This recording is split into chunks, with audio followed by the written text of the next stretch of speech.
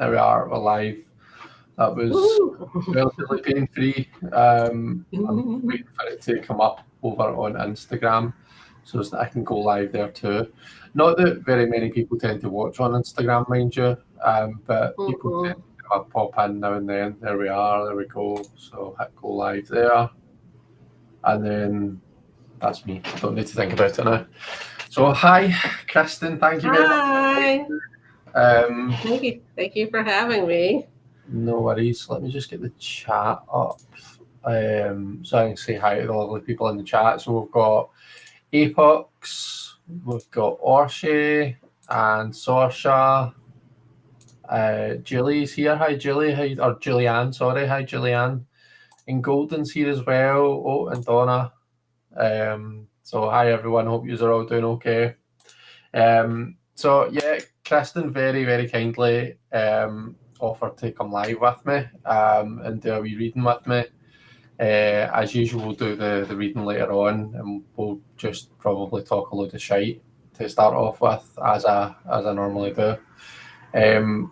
Yeah, I'd put a post on my Facebook group. Gosh, it must have been about a month back now, saying if anybody ever fancied coming on with me and doing what Kristen's doing or what Gerald did a couple of weeks ago, then you're more than welcome. So if anyone wants to, then just send me a wee message or something.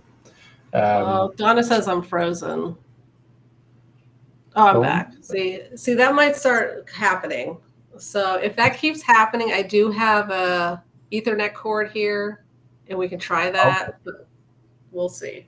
Yeah. No worries. I didn't notice anything being frozen, but then maybe that's just because I was talking rubbish.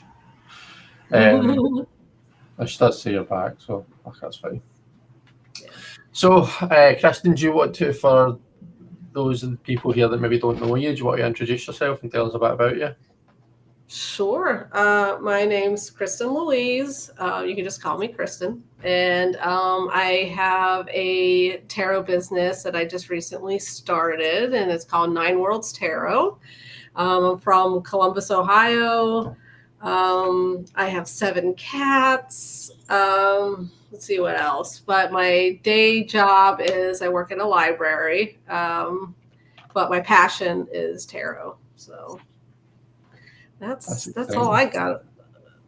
How are you finding having your own tarot business? What's that like? It was fine. Like it's slow going. So I'm not aggressively seeking out clients. I need to get back to, I'll set up at a coffee shop and do donations, readings for donations. Nice. Yeah, and I'll get, they trickle in like by word of mouth. And so I have one scheduled for next week. So it's not a constant flow of clientele, but it's starting to pick up.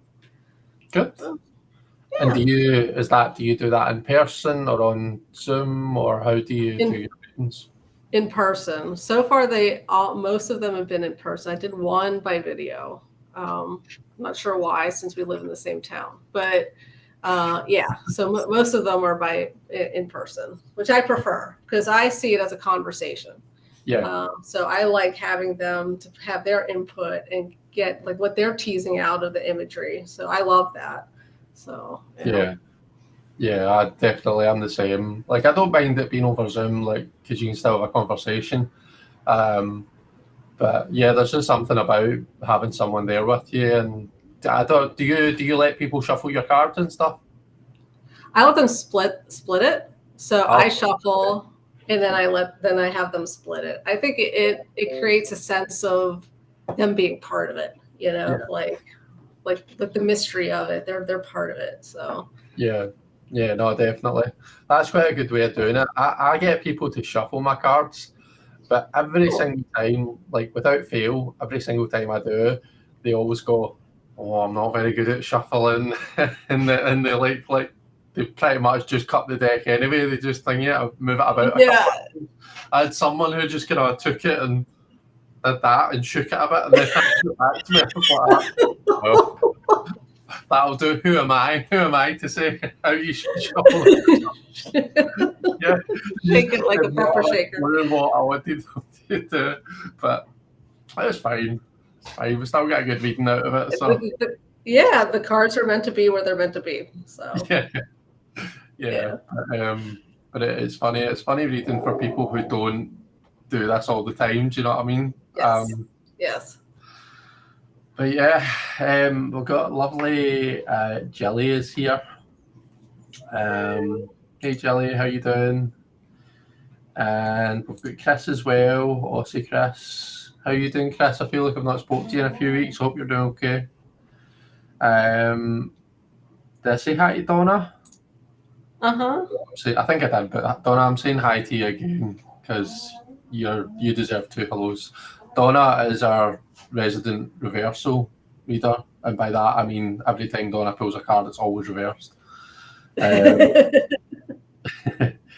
Do you read reverse cards, Kristen?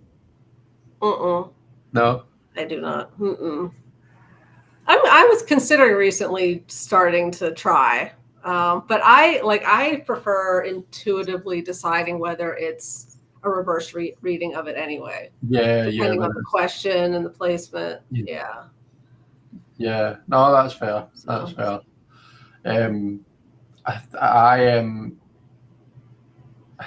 I do when I'm reading for other people. I tend to have a few decks for them to pick from, and normally there's some decks that I also have reversals shuffled into, and there's some that I don't, that are just kind of all upright. But without fail, if I give one of my decks to someone to shuffle, they always seem to manage to get reversals shuffled into it. So I'm like, well, I guess we're reading reversals now then. Yeah. But yeah, I've taught several tarot classes at a university, and I'll hand it to them. I'm like, don't shuffle it upside down. I was like, don't put reversals in there, please. Doesn't matter. When I get all the decks back, they are all half reversed. So they just can't help themselves. So. That's pretty cool that you do that. You teach that at a uni.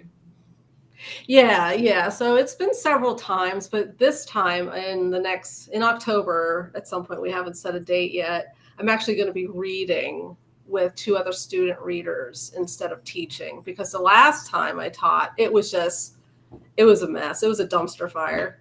And so I just there was a certain set of students that came in late and just took it over. And I wasn't happy. It was just pure chaos. And they just wouldn't shut up. Yeah. So this time we're just going to do readings for the students. So see how that goes. Okay. Yeah. Cool. So is that like a one-off class that you do, or is it like a classes? Yeah, it's challenging because I mean, there's only so much you can say in an hour and a half, you know. Yeah. So yeah. Well, it's just a glimpse, really, into them. Yeah. Nice. Do you take just a bunch of your own decks in for them to use? Yeah, I have, so many Rider-Waite Smiths. So I just take all those in and then clones as well. I'll have like a couple clones. Like one time I took the Deviant Moon in. I was like, okay, who here likes a freaky deck? Who wants the freaky deck? And someone wanted it, and they were able to read with it. Yeah. So, and I'll often give away a deck. So if there's a student that shows special interest, I'm like, here's a deck here, you know. So that's nice. Yeah. Great. Oh, Golden says 7 cats. What a sweetie. Yeah, tell us what it's like having 7 cats. How did you tell us the story of how you ended up having 7 cats, first of all, for anyone who doesn't know? Okay, so originally we had 4, and 4 was going to be our limit. And then we were out in the backyard, and our cat Newton was like staring behind. Yeah, you froze for just a wee 5-10 seconds there, Kristen. Oh, you froze again. Okay, maybe I should hook in my Ethernet cord. Yeah, do that and see if that makes a difference.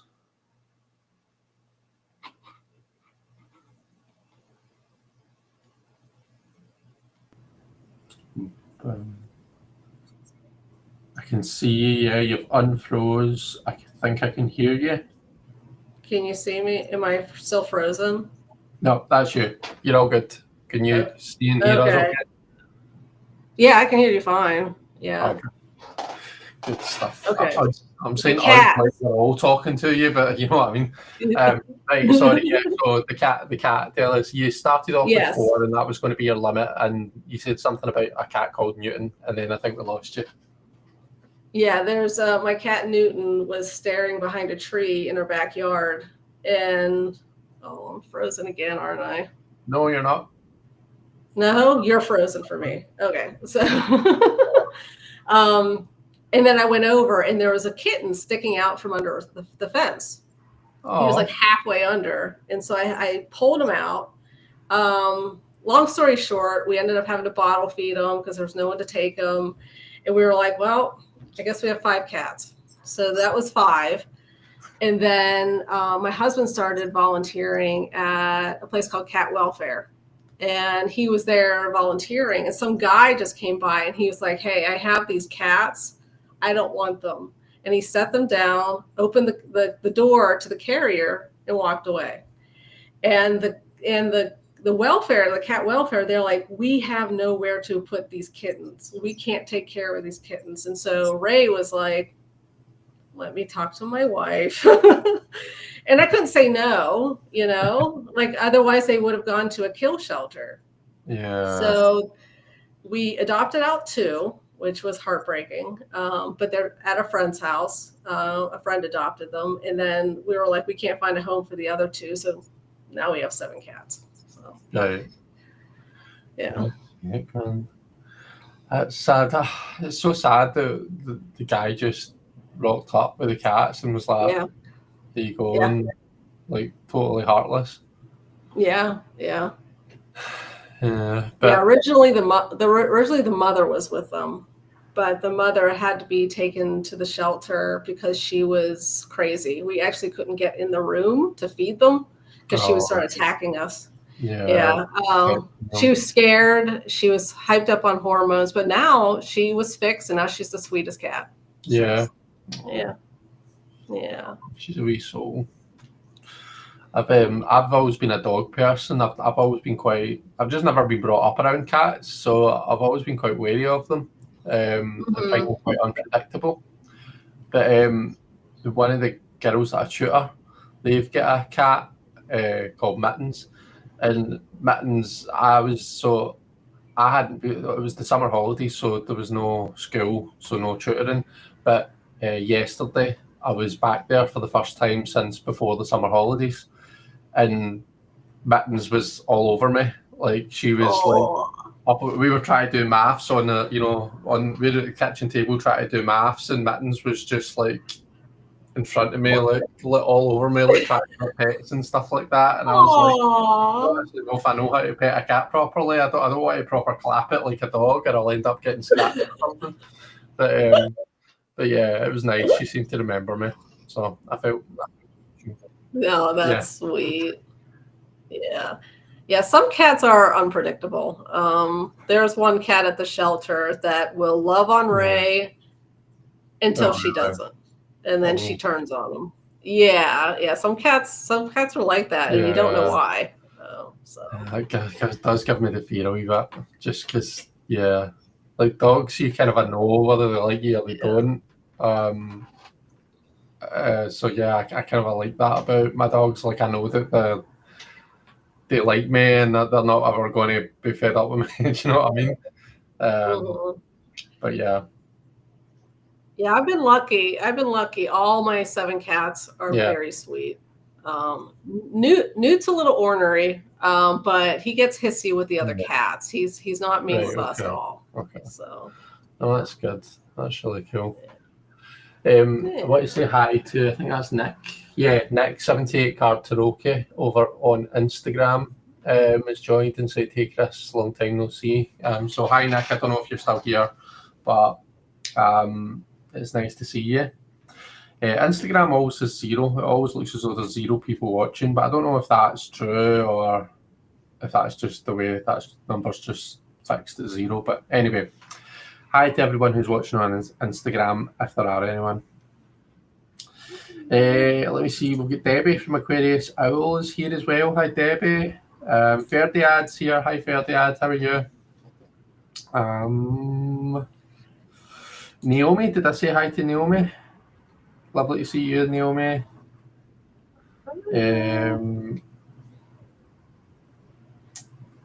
Jelly says, I like doing readings online. I know this might sound weird, but things being as they are, I like the boundary it creates. That's totally fair enough. I get that. And Simon's here. Hi, Simon. How you doing? Hi. Yeah, there is that boundary issue that can come up, and that's something I'm working on, is boundaries. I'm not good at them. So it's definitely something I need to work on. Do you mean like you're not the best at kind of telling someone to respect your boundaries, that type of thing? Yeah, and telling people no. If people want something, I usually say yes. Even if I know, like, or I'm not good at saying, okay, we've done the time, it's time to end.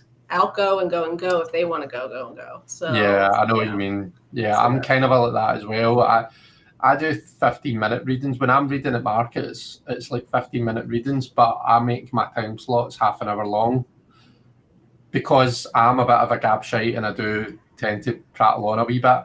But also, I like having the wee rest kind of a time built in. It means I'm not one after one after one after one. It can get quite exhausting, you know. So yeah, that works for me. I could probably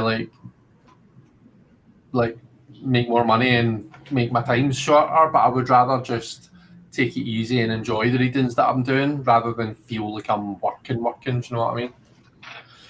Yes. I did that once, and it was a long line of people, and it was just one after another, after another, after another, after another, after another.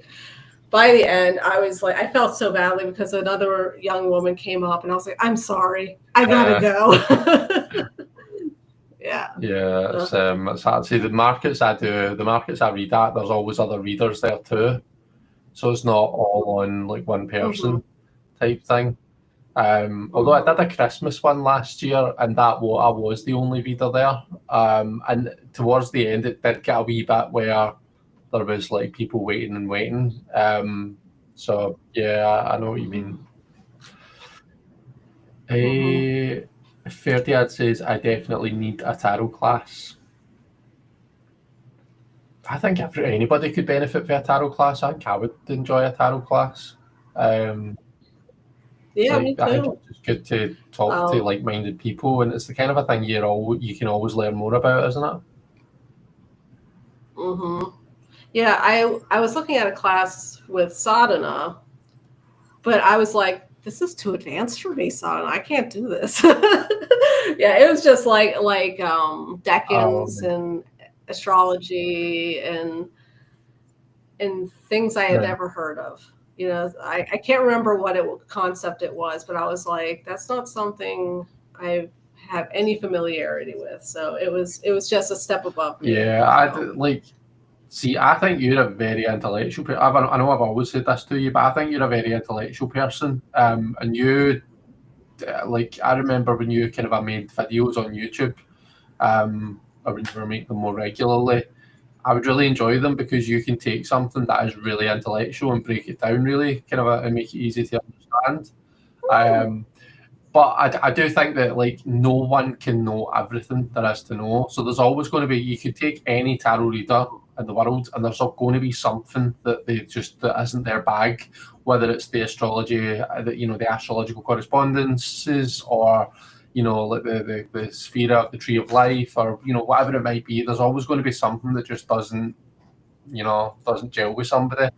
I think if I tried to learn everything, my readings would become far too like, oh, well, this means this, and this it relates to this decking, and I think sometimes you've just got to kind of chill the fuck out and just look at what's actually in front of you on the table and how does it relate to the person and their question, rather than trying to make everything so swordsy, so intellectual. Do you know what I mean? Yes. Oh, absolutely. Yeah. Yeah, I love the connection. I love that. Like if I'm able to help them in some way, I love that. Yeah. It's always so nice when you're able to actually make that human connection with someone and you feel like you've actually helped them. Because I suffer quite badly with, and this isn't just as a tarot reader, like just in all walks of life, imposter syndrome. There's always that kind of a thing in the back of my head saying, the hell do you think you're doing? Like, well, who are you to be sitting there doing that? So when somebody kind of says, you really helped me there, or that actually was really meaningful for me, or that was dead on, like you were able to say exactly what the situation is, then that's actually, it's really nice to hear.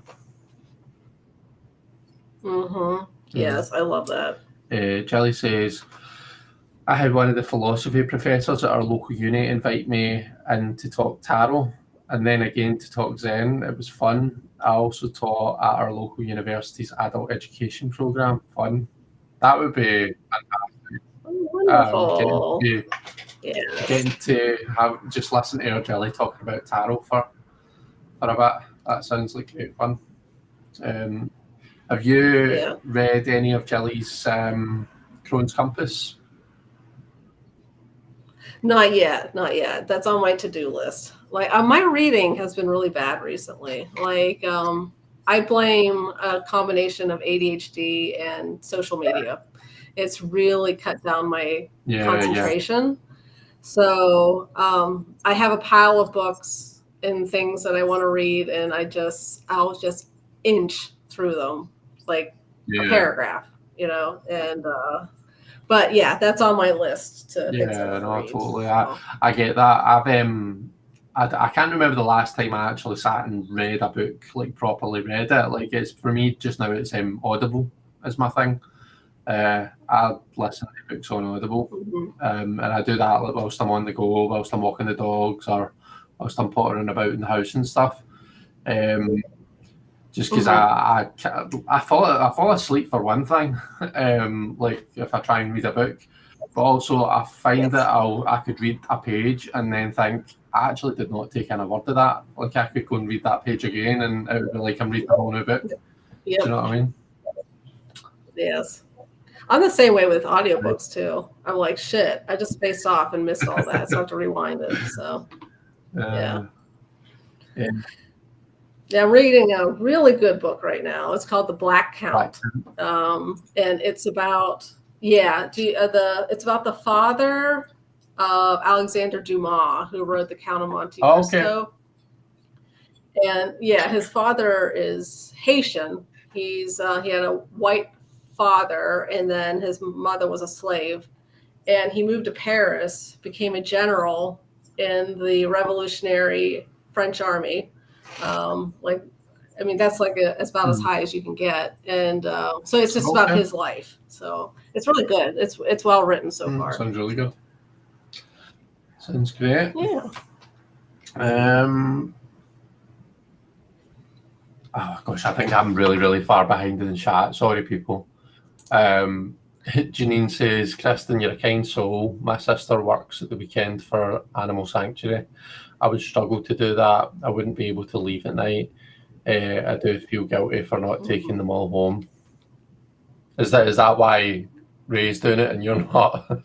You would just come home with them all? Yes. Yes, I like he asked me to go, and I'm like, no, that'll be too emotionally difficult for me. So, and it's emotionally difficult for him, difficult for him as well. Hi, Janine says, I've known several guys, including my dad, who declare they don't like cats, but I've ended up being adorable cat daddies. Yeah, I'd never say I don't like them. Just I'm wary of them. And it's just, I just put it down to not being used to them, not being brought up around them, is all. I've never had a bad experience. Donna said she was Sorry. Donna said she was attacked by a cat when Oh, she was a well. Oh, kid. yeah. I was attacked by cats twice as a Yeah. young child, so trauma. Yeah, my younger brother was attacked by a cat when he was a kid, and he's not a cat fan because of it. Yeah. I was attacked by a Really? dog when I was a No. kid. Yeah. It didn't Right. traumatize me, but because I had one of my Oh, own, okay. you know, Okay. so. I'm good. Yeah. Hey, Marion, how you doing? Marion's beautiful deck is making its way to all the people that backed it on Kickstarter just now. And I'm really excited because I'm going to get mine in person on Sunday when I see Marion at the Witchy Bazaar. Am I still seeing you at the Witchy Bazaar, Marion? Is that still the plan? We've got someone called Gary has joined and said, I struggle with the minor arcana like many do. I find that most material does not adequately approach them. Not the court cards, just the pips. Right, okay. Fair enough. So I'm trying to think, what books would I recommend for someone who particularly wants to delve more into the minors? I mean, I would definitely say like Rachel Pollack's 78 Degrees of Wisdom definitely does cover the minors as well as it does the majors. Whether I would recommend that for someone who's starting, I don't know, because I think it can get quite deep.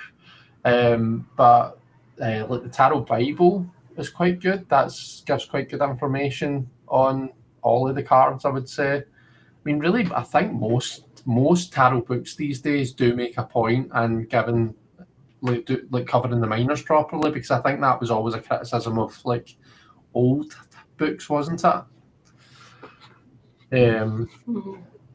I recommend the podcast Root Lock Radio. It's not on anymore, but if you go and listen to the old episodes, he just systematically goes through every single card and then goes through he's a psychologist, a therapist, and so he takes the tarot and also sees it from angles like eternal family systems and stuff like that. So it's a good, solid podcast for learning. Root Lock Radio, yeah.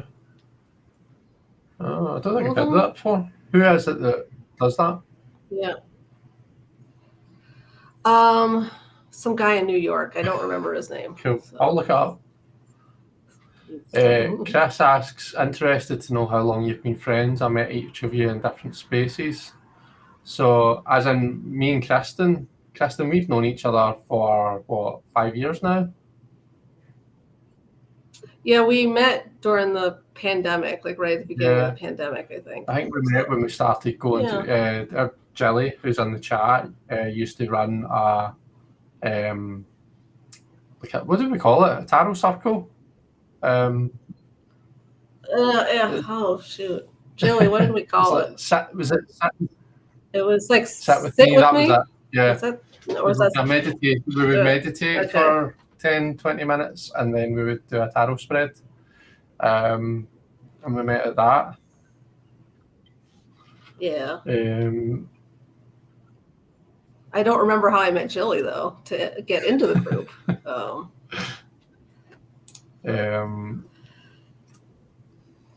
I was awed by a couple of people talking things astrological recently. However, it's a whole different specialised bag, isn't it? I'd stick to cards. Yeah. I do find it quite interesting. That is something that kind of piques my interest, and every so often I'll bring it into a reading, but it's not very often I'll bring the correspondences into it. I can't retain them. I can't retain like which cards go. I know that Death is Scorpio because I'm a Scorpio. I know that the Chariot is Cancer because my sister's Cancer. That's it. That's all I can retain. What sign is Ray? He's Aquarius. Yes, that's the star. I think. That's the star. Okay. I never thought to look it up. I think he's Aquarius. That's February 11th. Is that Aquarius? Yeah, I think so, yeah. Yeah. I knew that because he was like, I am so not like, he doesn't believe in astrology. He's like, because I am so not, like Aquarius. So be interesting to see the rest of his chart. Like Aquarius would be where his sun is, but yes, where his moon and his rising, and different things can interact weirdly, and that tends to be, you can get yes. someone who is an Aquarius who just doesn't seem like an Aquarius at all, So listen to me, I know next to nothing about astrology. I need to see our Marion who's in the chat. I need to get Marion to teach me about astrology. That's the class that I'm looking for, Marion. Like, not to put you on the spot or anything. Yeah. I need a remedial one. A remedial. Like when I was a kid, they would send me to what was called the van to get remedial math lessons. I need that for astrology at that level. That would be good. Orchid said, I've got a book recommendation. I started reading The One Dark Window. It has tarot like cards in it. Very interesting so far. The One Dark Window. Oh, cool. I'm writing down all these recommendations. Who is the author, Orchid? Do you know? Let's see. Oh, hi Beth, by the way. I've just seen Beth saying Llewellyn is having a 35% off sale using autumn. Is it 35 or 25? 25. Just being an enabler. Nice. Beth said, Chris, you mean you don't like a cute little animal that just walks past you and swats you for the... Not saying I don't like them. I'll say it again. I'm not saying I don't like them. I'm just saying I'm wary of them. But they can be really sweet. Mittens was really nice. Mittens was happy to see me. Let's see. Take a picture of you and Marion. Marion, you can remind me, and we'll get a wee selfie. There's actually selfies of us. There's pictures of me and Marion together at the Tabby conference in Manchester, like the other month there. So I should be able to find one online. Let's see. Marion says a really good book for tarot is In Focus Tarot by Stephen Bright. In Focus Tarot. To be honest, I've never read a tarot book when I was like, wow, like, I've never. It's all been just, yeah. Well, that's interesting. I think the thing with tarot books is like that most people, you're not going to read it cover to cover. You're going to read it when you're doing cards. Do you know what I mean? You want a different perspective on that card, so it's like you're going to be able to look through. And so, yeah, I think it's hard to get a tarot book that's just, you can read it cover to cover. Although, I do have the audio book for 78 Degrees of Wisdom, and I can actually listen to that start to finish, and I've listened to it several times now. Naomi's got that book of Stephen's. Saoirse says, I would say this. I know Vincent Petisci's books are good and clear for pips as well as trumps. Yeah, that's true. Petisci's books are really good. Vincent has done a great book on being a tarot reader, Stray Tarot, How to Survive as a Tarot Reader. And this is a book that I managed to read cover to cover, and it didn't overwhelm me, because it's actually it's not like tiny writing and it's screeching on a page. It's actually quite an easy read, and it's enjoyable to read as well, because he's just giving you advice and telling you stories about his life as a tarot reader. Nice. I definitely recommend that. I'll have to look that up.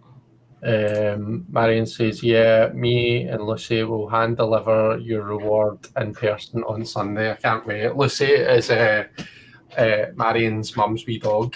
that Marian's looking after just now. Oh. So I'm looking forward to it, and I'm looking for. I can't remember if I've met Lucy before when I met your mum. Or no, I think you were at home looking after Lucy, wasn't I? So this will be the first time I meet Lucy as well. So that's exciting. Are you not going to be working at the bazaar, Marion? It's a book called Cloisters by Katie Hayes. It's a fiction book based around tarot. Hang on. I tried to read that. I couldn't get into it. No? No, I found it, like, I didn't find the main character very compelling. I found it kind of boring. Yeah. So. Jelly says it was on YouTube. Kristen, you showed up at Wine and Tarot. Oh, okay. Tribe meets tribe. I do love the connections we make through life. Good to sit my morning coffee with you both.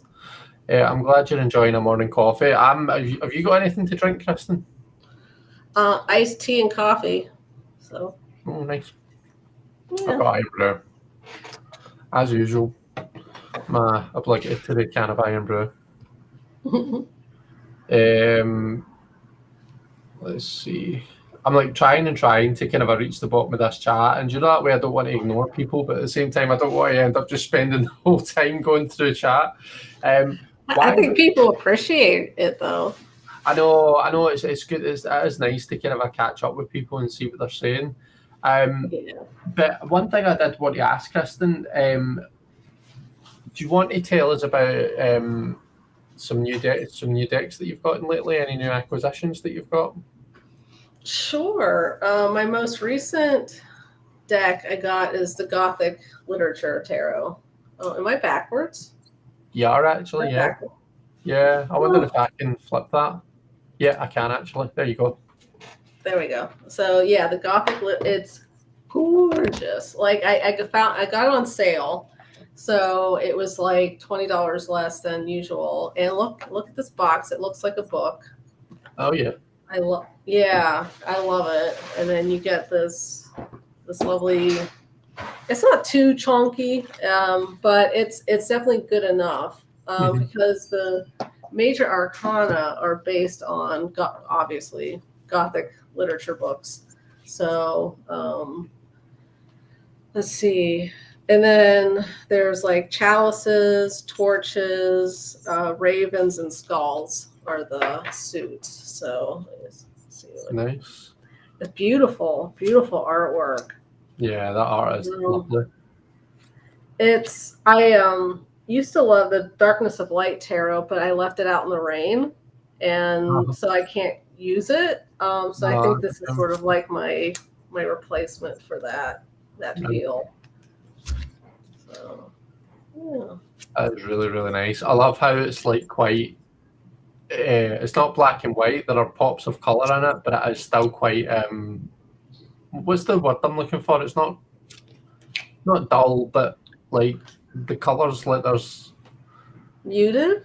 Yeah, it's quite muted. There's pops of color through it. That's what I'm trying to say. Yeah, and it's like green. Like I don't know if you can tell. It's not like black and white, but it's like there's like a greenish hue to it. Yeah, I think we can see that.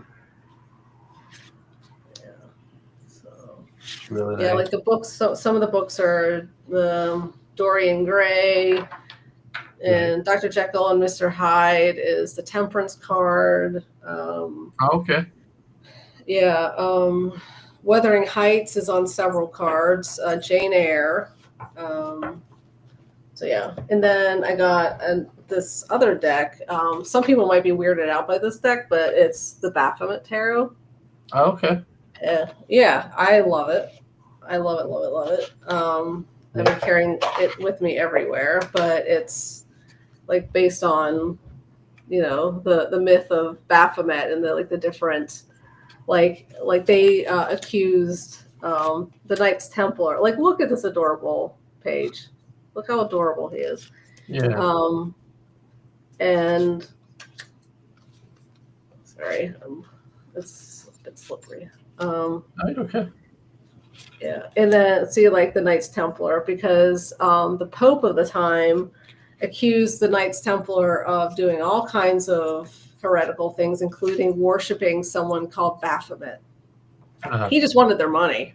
That's all. Like, they were extremely wealthy, and the Pope owed the Templars a lot of money, and so he accused them of worshiping some sort of, satanic being. Not true, but yeah.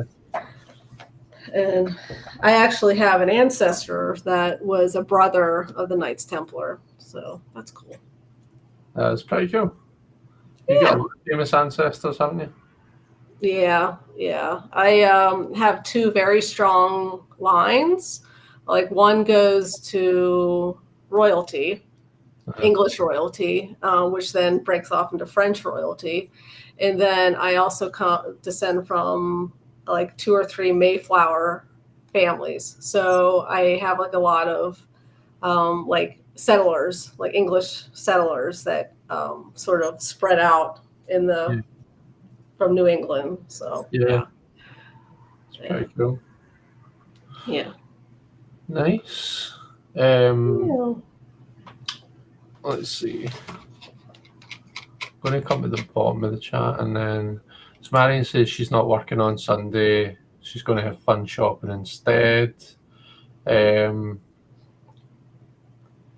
Saw some cards. Saw a couple of cards from Baphomet recently, and it looked great. I don't think Baphomet is actually the kind of an evil devil type figure that he's made out to be, is he? No, yeah, that's the thing. Is like, people like think they first, follow the mythos that Christianity that's put forth by Christianity about, Satan and Lucifer and Baphomet and whatnot. But no, he's sort of like sort of a conglomerate, like sort of came out of mythological creatures like Pan, like horned deities. So yeah. That's pretty cool. I love it. The cardstock I love it. It's so silky. So. All right. Is it just like a matte cardstock, or? It's matte, but there is a sheen to it. Right. So like, it's not, I wouldn't call it glossy. So yeah, you can see that. But it's just really smooth. Nice. It's different. It's different than other decks that I have, and it's edged in black. Yeah. Yeah. So did it come that way, or did you edge that yourself? It came that way.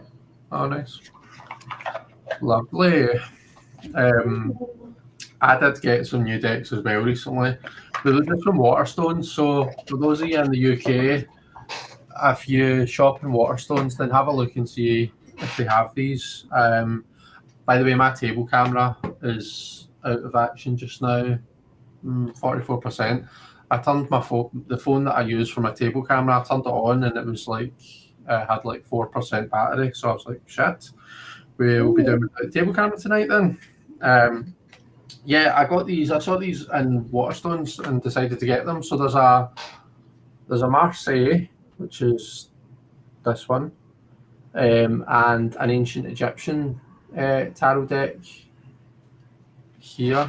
So the Egyptian one, I'm not going to lie, my favourite thing about these cards is the back. But I do like a good card back. These are the backs. Oh, they are cool. I like that. Oh, there we go. It's a kind of a pip style deck. It has astrological symbols on it, but they're not the correspondences that I know. I'm trying to hold this so as people can see what it is. But yeah, it's just they're just kind of a pips. They're not Marseille, but they're not illustrated. So yeah, I'm pretty happy with that. And then the Marseille one, does it say what it's based on? I don't know. It kind of puts me in mind of the CBD tarot. so it does. I love I love the backs on it. The backs are very kind of a playing cardy to me. Oh, I like that. Yeah. And then it's just that kind of a like nice crisp lines of the CBD type tarot. I like that. Yeah. Do you know what the issue is? I think it's when it focuses on my face. So yeah.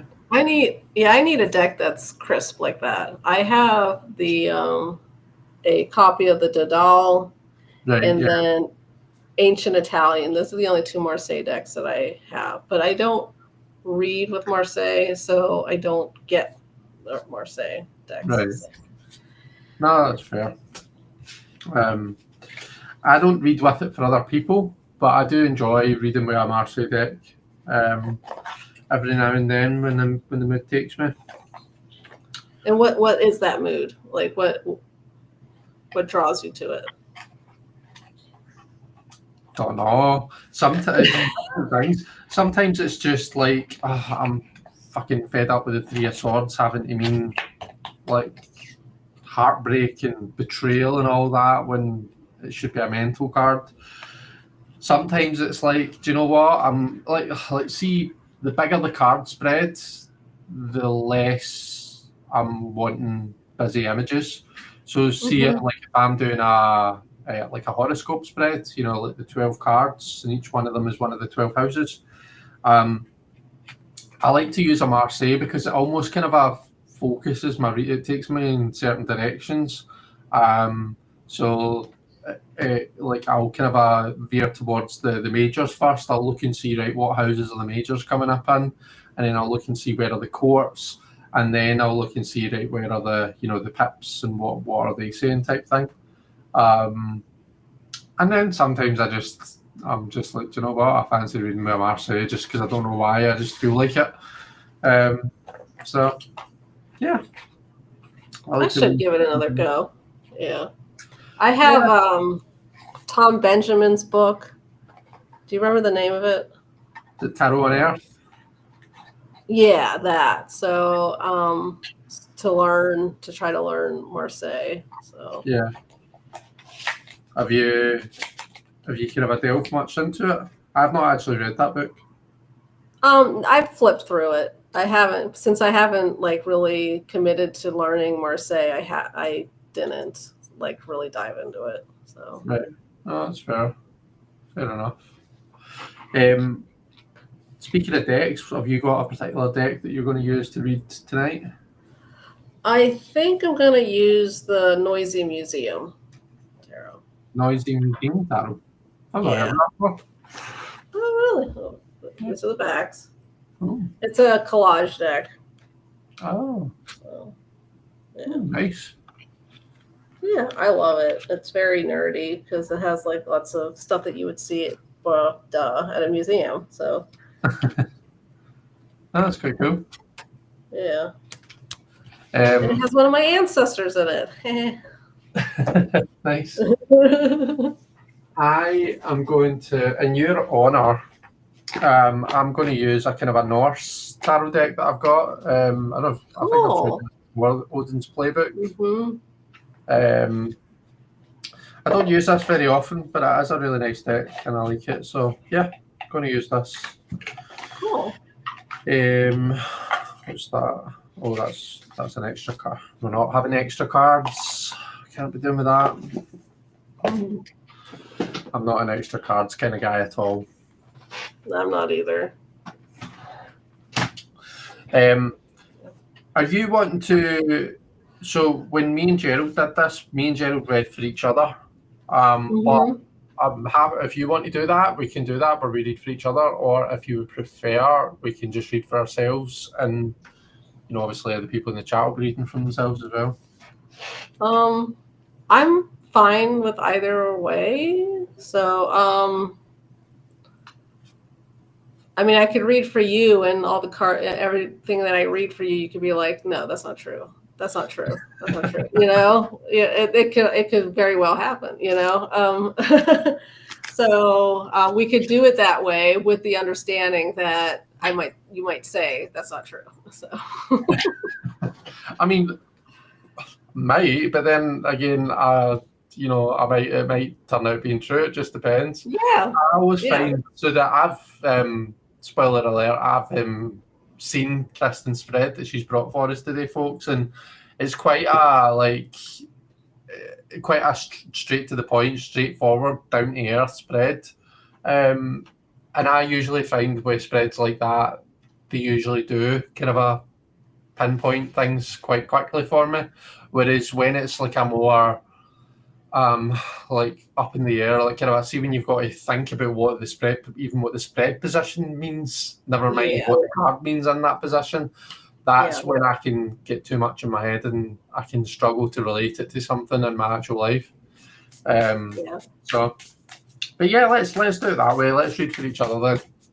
As long as you're happy with me reading for you as well. Yeah. Oh, definitely. Great. So. All right. What's everyone in the chat? What decks are you using?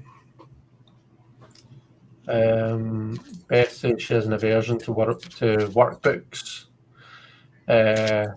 Sorta loves the TDM because it's old school and probably because that's what my dad read. Oh, I didn't know that your dad read tarot, Saoirse. That's nice. I never knew that. I worked in Waterstones when I lived in Glasgow in the 90s and 2000s. And we had to keep the tarot behind the counter to stop shoplifters. What was it? Which one was it that you worked at, Ferdinand?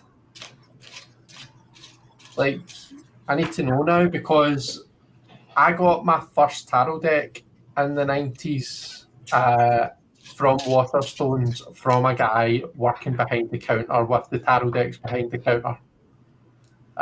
When I was like 8 years old. So what are the chances that, like, I wonder if it's the same one that I got it from. So I got it from the one on Sucky Hall Street. It was. So yeah, let me know which one you worked at, Ferdinand. Now I'm like really curious because how eerie would that be? Anyway, sorry, that totally distracted me there. Oh, you're fine. I started at Dillon's on Argyle Street and then I was in Sucky Hall Street. Right, okay. So yeah, my first tarot deck that I ever got, my mum took me into Waterstones. It was in the 90s, it was in the late 90s, Ferdinand.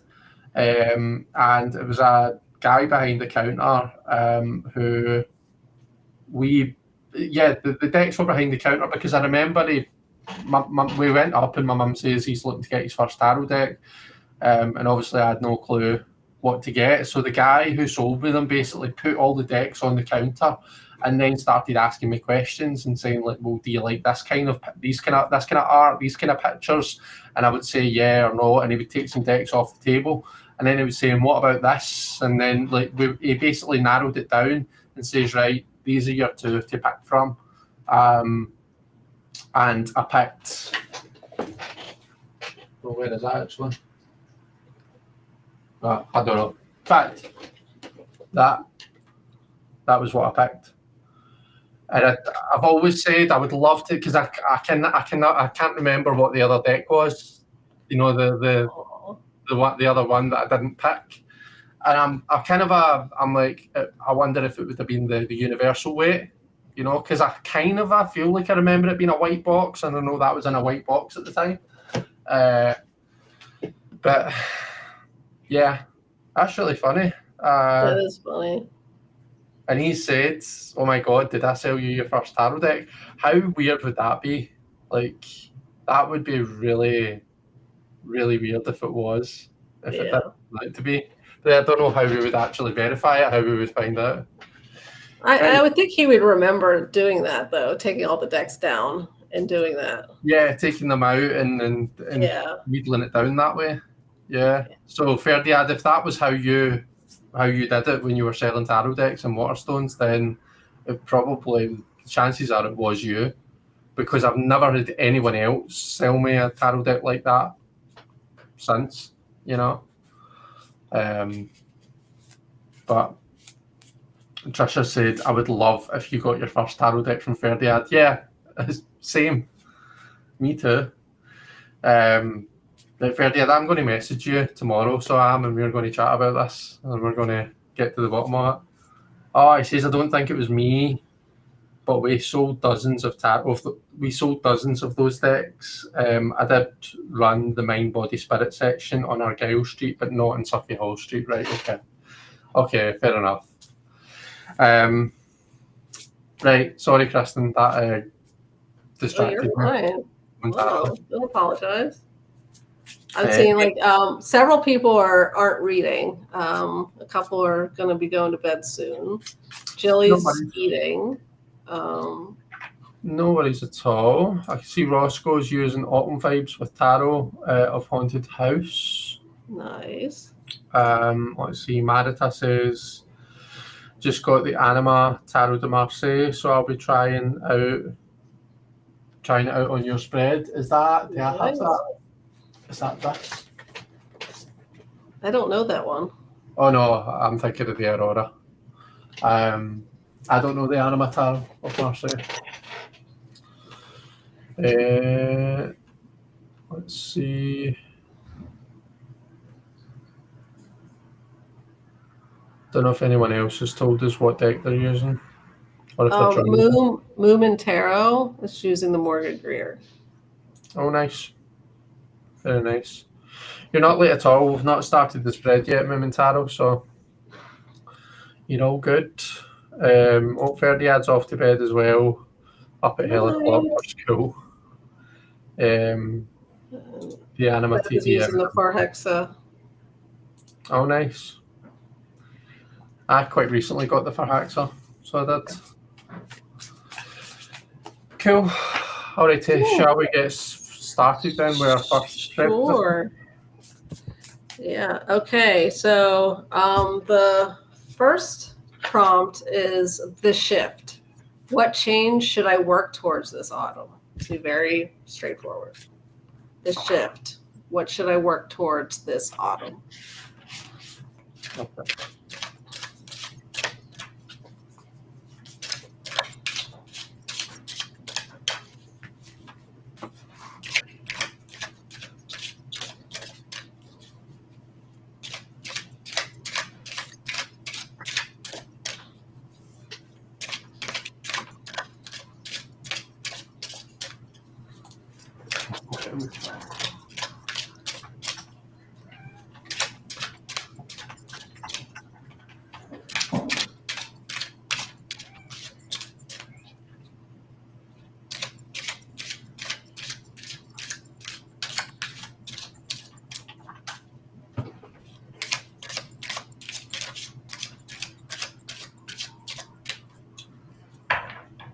Do you want me to go first, or do you want to go first? Sure. Yeah, you go first. Okay. So for you, you've got the 8 of Staves. So whatever the change that's happening for you this autumn, it feels quite like that. To me, the 8 of Staves is a card that's naturally about change. It's about quite fast-paced change. Things are like moving around. Usually for me, this is the card that says, like, see whatever it was you were trying to do, multiply that by 10. Like if you were trying to open like a wee tea shop, you're opening up a whole chain. Or, you know, whatever it was you were aiming for, just think bigger. Things are going to, it's almost like things have got their own momentum. So whatever change it is that you've got planned, just expect it to be a wee bit more than what you're thinking. So it doesn't. If you were hoping for a wee chilled out autumn, Kristen, then it doesn't look like you're getting that, is what I'm saying. Sorry. Awesome. So I got the Ace of Wands. So I would say what you need to focus on is those digging into the roots of what you're passionate about. Like, is there a new spark that seems to be rising up in your life? To grab hold of that and run with that. It's could be anything. I don't know if there's something specific that came to mind that you're, it could be just a new direction for something that you are passionate about, or if it could be something that's just a seed of passion that you're considering entertaining. So I think this is saying focus on that. So that's how I would read that. Yeah, I think that. So I've been thinking about getting back into painting. I don't know if I don't know whether I shared this, like who I shared this with before, but like maybe about a year back or a couple of years back, I was really into painting with acrylics, and I did quite a few painting. In fact, if I change my camera angle here, look if I do this, just see these two paintings behind me. One of them's hidden behind a penguin, but that I painted that, and that was inspired by one of Rachel Pollock's tarot cards. Oh, nice. So yeah, I've been thinking about doing that again, and also like not just painting, but so there's something that someone that I know that I'm connected with, who like sells different types of stuff, and I've been thinking about reaching out to them and saying, have you ever thought about, would you ever kind of sell paintings? Do you know what I mean? And if so, would you, do you want to see some stuff, and do you want to see whether you can sell it and that? So I feel that's what springs to mind when I see the Ace of Wands and that, and just based on what you're saying. Yeah, like with the Eight of Wands, like I have like a dozen ideas of what I want to do this fall. So I don't know if that's like all the ideas, or if it's saying actually run really quickly and passionately towards one thing. So I guess because it's the 8, I feel like it's like, do you know what? See, because it's like so many things running in parallel, like so many things are all going together. I feel like it's saying, like, don't limit yourself to just one thing. Like whatever it is that you want to do, you can do it. So don't feel like you have to limit yourself. Cool. Amazing. But let's see what people in the chat have got. So, Deanne's here. Hi, Deanne. And Deanne got the Tower from Ghosts and Spirits Tarot. So I don't know what your Tower card looks like, Deanne, but that to me suggests that it's change that's going to come out of the blue. It's probably quite unexpected, and it might be quite disruptive, quite unsettling. And I suppose with the Tower, the important thing is to like remember your roots, remember your foundations, and have strong foundations that you can kind of keep to. Don't try and cling to the bits of the tower that are fallen. It's important to focus on that strong foundation and rebuilding from that. So yeah, things might be changing around about you, and it might be quite unsettling, but just don't try and cling on to the stuff that needs to be swept away. Try and focus on the things that are there to stay, Yeah, I just had a thought. Actually, me and Deanne get together every now and then and do like a Wheel and Ormond thing. And now I'm thinking, when is that this month? Is that meant to be this weekend? I might actually need to message you, Deanne, because I'm doing a market this weekend. But anyway, that's a total random thought. Debbie's got the 9 of Wands. So what change would you see in the 9 of Wands? I mean, I suppose the 9 of Wands is more things are they're working towards a conclusion more in the 9, aren't they? Like kind of coming towards a bit of a settlement. So maybe it's like you're coming to the end of something, and maybe it's time to actually start winding things down. And that's the change that you're working towards. So it's not like you're starting something new. It's like you're coming to the end of something.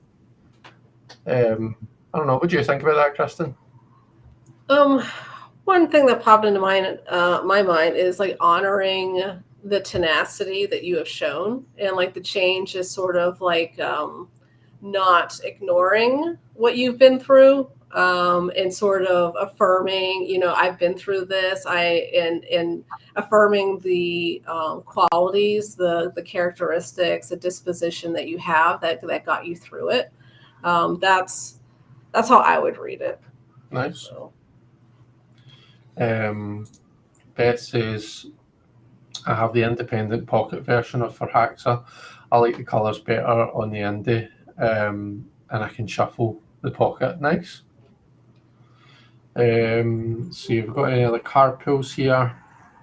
Naomi picked up her Aquarian, got the 5 of Cups. My change should be to stop focusing on problems and look at the smaller wins. Nice. Mumintaro's got the 2 of Cups. So maybe you're going to connect with someone new, Mumintaro. 3 of Swords for Roscoe. So that's for me, that's the ripping off the plaster card. The change is the change is going from cat number 1. Hello. Which cat is that? That's Edmund. Hi. Oh, hello, Edmund. Pretty colours. Yeah, he's very pretty. So the going from the 2, which is this kind of a stalemate, holding yourself in an uncomfortable position type place, to the 3, which is the kind of the plaster's been ripped off, the tough truth has been told, whatever it is, there's been some kind of clash. So I think the change is you're holding yourself in a bit of a place right now, and the change is the uncomfortable kind of putting yourself out there or doing what needs to be done. That's the way I would read the 3 of Swords in that position anyway. Marita's got the Tower as well. So Marita and Deanne both got the Tower.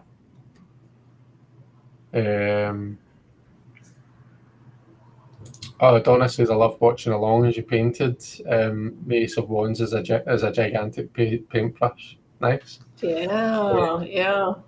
That's right. I did do a couple of paintings on when I was live. Let's see, Vela just got her arm in a cast today, so it might be related. Oh, poor Vela. Poor thing. Trisha's using tarot. Oh, sorry. I was just going to say, Debbie said he's polydactyl. He is. He's got big mittens. So, yeah. Using the Tarot Deal Path, got the Knight of Cauldrons or the Knight of Cups. Okay. What do you think about that? What kind of a change could the Knight of Cups be talking about? So refocusing on self-love, I would say. Refocusing on, I think it could be right now, being overwhelmed by the world with the state of things. And the Knight of Cups could be saying, change how much you are, work towards a healthier way of managing your emotions. And specifically with showing yourself the attention and affection that you need during difficult times. That's how I would read it. Nice. I really like that. Tom from Early Rituals here. Hi, Tom. How you doing?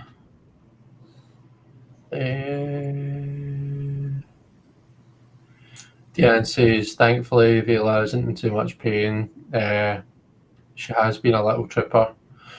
She was trying to be a puppy and hopped off the couch and landed on all 4s. Oh, poor thing.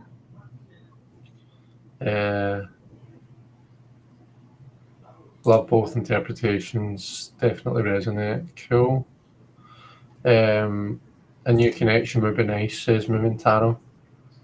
Beth got the 4 of Earth.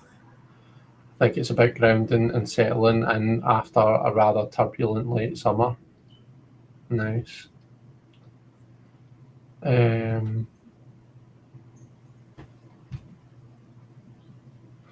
cat's a polydactyl. Is that? Mm-hmm. Yeah. Yeah, he's got thumbs. So, Oh, okay. yeah. Got you. Kaz is here. Hi, Kaz. How you doing? Using the Adventure Tarot for the first time. The Scout, which is the Page of Swords. Oh, so maybe throwing yourself into a new intellectual endeavour then, maybe learning something new, starting something new. That sounds quite exciting, actually, because your pages are like full of curiosity. They're regardless of which court they're in, which suit it is. Oh, hello, there's another cat. Yeah, that's Cassie. Oh, hi, Cassie. Regardless of what suit it is, the pages do have that kind of that novelty about them, that excitement, that enthusiasm. And yeah, the Page of Swords is just kind of a trying things out, swinging that sword about. So yeah, no, that sounds quite cool. Alrighty, shall we move on to card position number 2? Sure.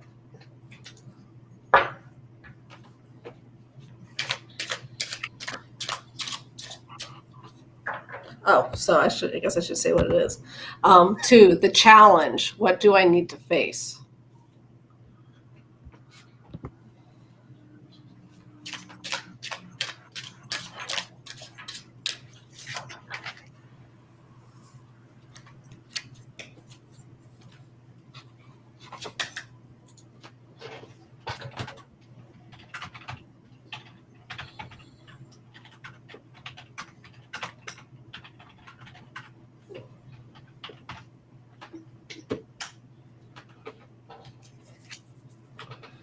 Do you want to go first?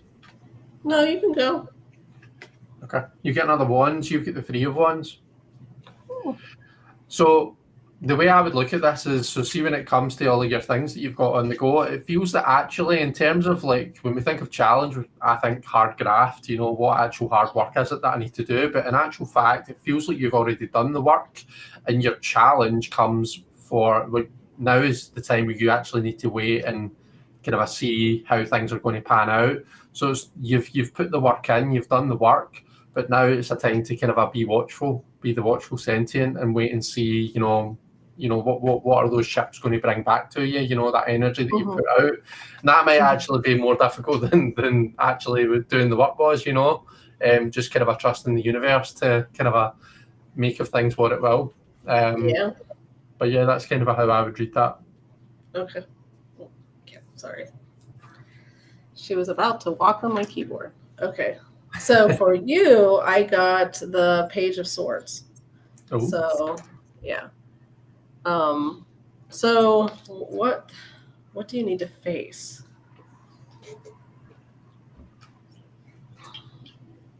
I think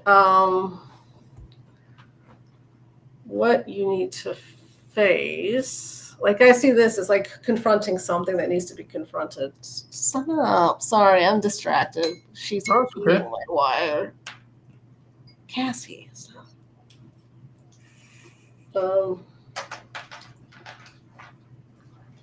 Okay. What do you need to face? So I see this as, something that you haven't been facing and something that you need to start facing. Okay. And so I would say this one's a hard one for me because I'm sorry, the cat's playing with all my wires. That's okay. No worries. So what do you need to face? I think I actually might be able to relate to that card. I think I might be able to shed some light on it. So, well, first of all, swords. So overthinking definitely is going to come into it. I am a chronic overthinker. Mm-hmm. See that imposter syndrome that I was talking about early on? Guaranteed, right? At every point. So when I'm doing a painting, guaranteed there'll come a point in the painting where I'll be like, who do I think I am? Why did I even bother starting this? Like, I'm rubbish at this. Why? I'm not going to be able to do this. Yeah. What made me think I could? And like 9 times out of 10, I'll press through with it, and I'll actually be really happy with the result. I just need to get through that overthinking thing. But the other thing, it's kind of a twofold. So that's one. But the other thing that it makes me think of is I've actually got a whole ton to learn. So see how I'm sitting saying to you, oh, I'm thinking about getting back into painting, and or maybe I could see if I could sell stuff. Like I'm being a wee bit too big for my boots when I say that, because I've got no education in art and painting and all that kind of stuff. I've not even painted anything in a year, so like I am very much starting from scratch, and I'll need to build it up.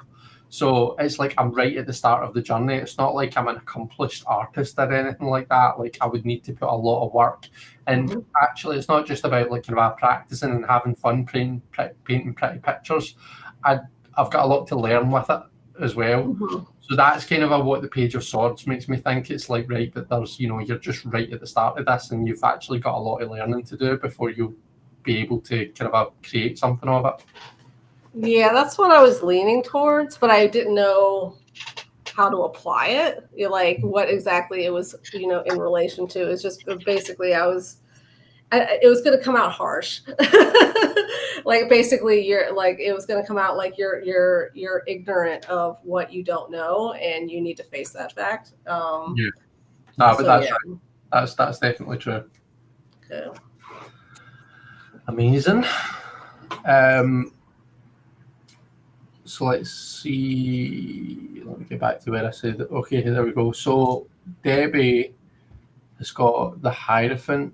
So it was the 9 of Wands, which was kind of coming to a winding down point, I think we said. And then the Hierophant is the challenge.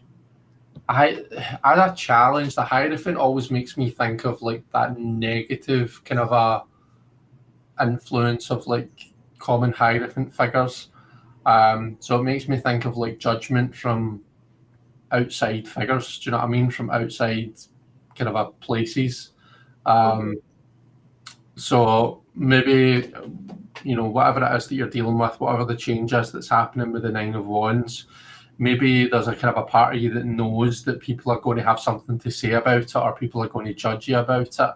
And maybe you need to make your peace with that. You maybe need to kind of keep telling yourself that what other people think of me is none of my business, that type of thing.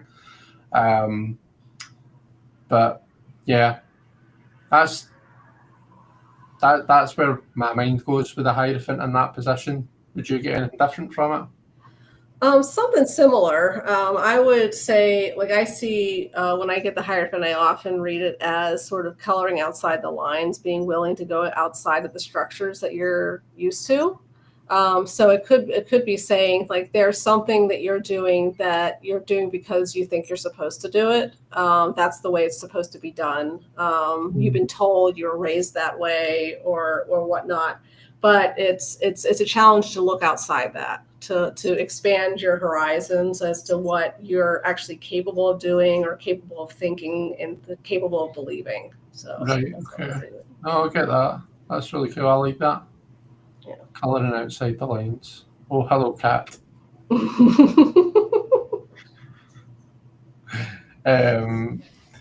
Beth says the second card that I've got is the High Priestess. I don't know how to interpret that as a challenge. I think the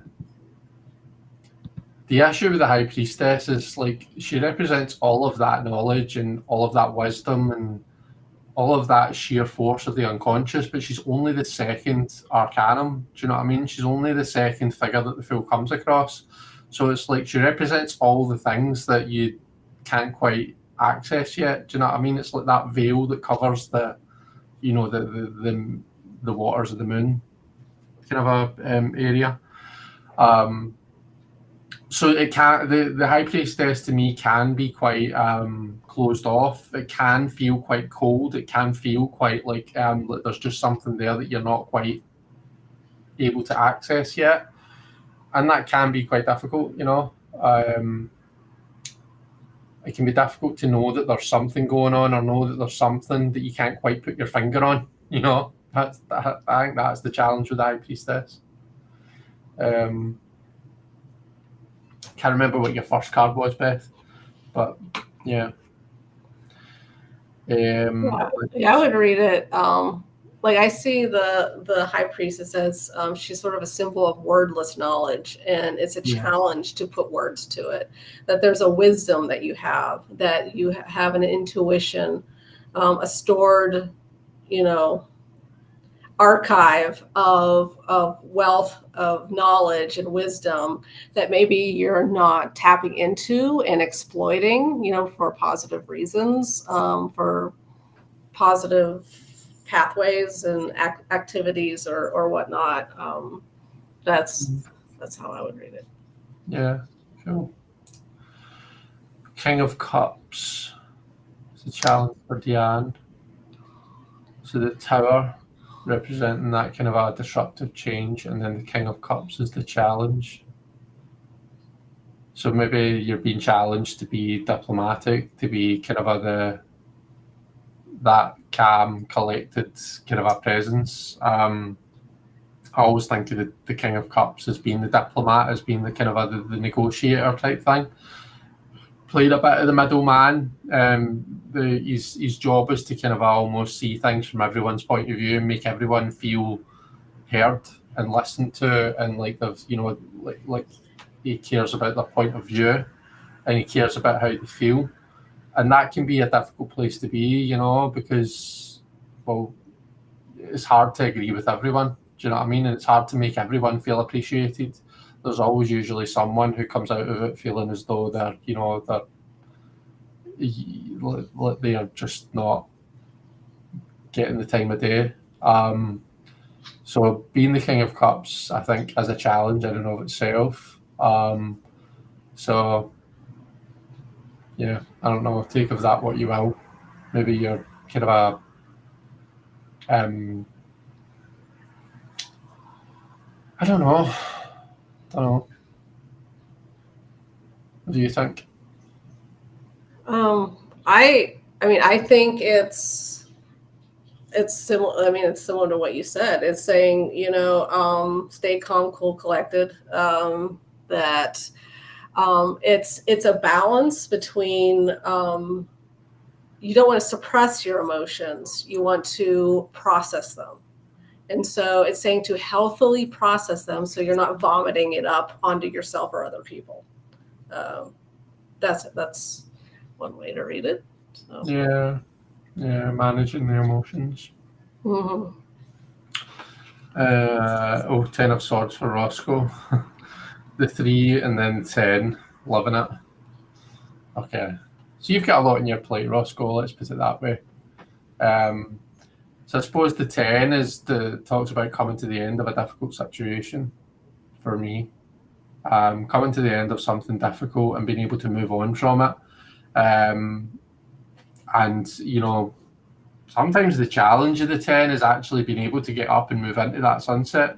Mm-hmm. A lot of us are, as much as we might not like to admit it, a lot of us are much more comfortable just being a martyr or kind of lying in that place, lying with those 10 swords in our back.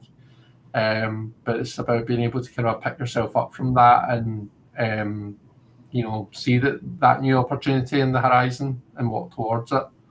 I know that's easier said than done, but yeah. Mm-hmm. Not easy.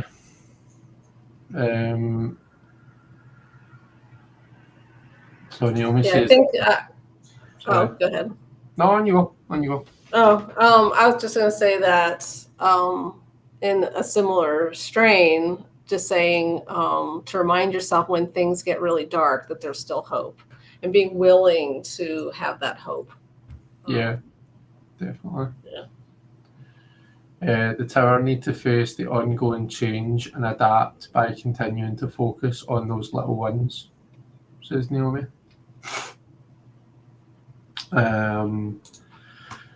Strength for Kaz. Okay, so you've got your Page of Swords as your new thing, so your new endeavour, whatever this new thing is that you're throwing yourself into, and then strength is your challenge. So your challenge is being confident in yourself and believing in yourself and not letting the imposter syndrome or that kind of that voice, that kind of a devil on your shoulder tell you that you can't do this, you're not good enough.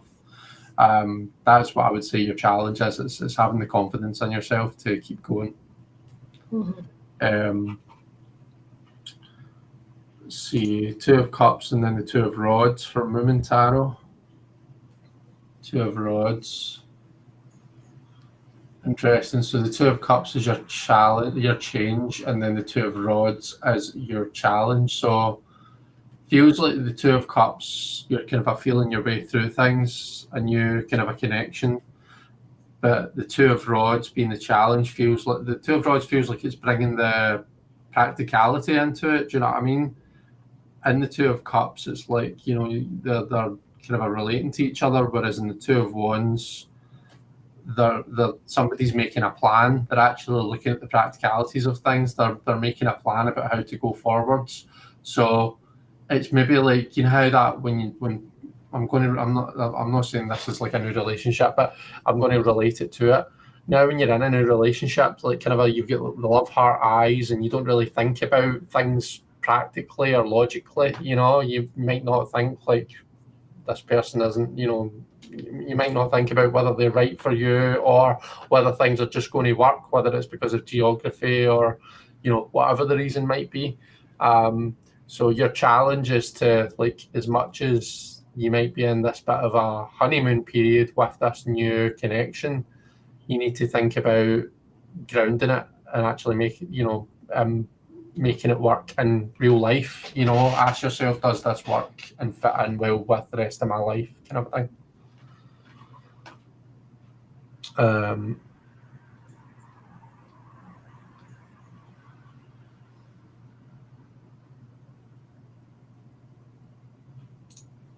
Always a challenge to maintain composure, says Deanne. Right on. So following up from the Tower especially, Ryan quit his job on the 27th of August. So we've got a lot going on and things are up in the air. These are all good reminders. Thank you. Cool.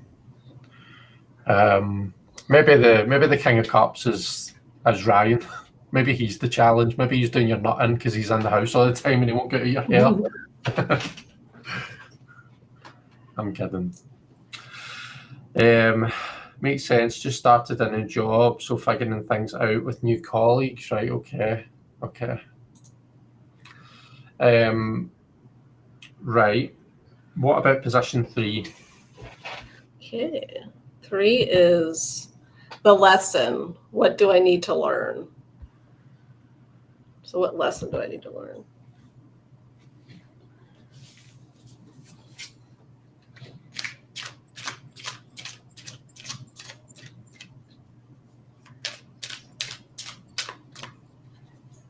You're getting all one, Scott. Oh, weird.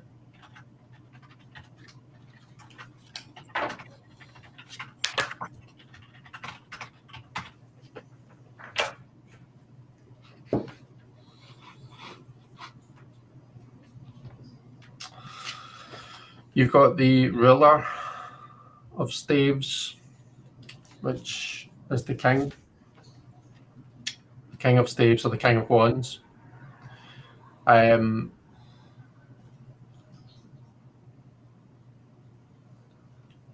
So